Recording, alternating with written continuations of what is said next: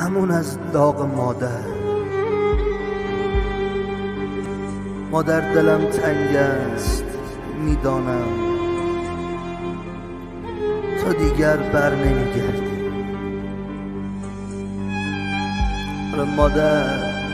آره مادر، کی فکر میکردم دیگه روی ماه تو نبینم، کی فکر میکردم برا عزای تو لباس مشکی بپوشم. مادر، کی فکر میکردم مادر یه روزی بشه که زیر تابوت تو بگیرم.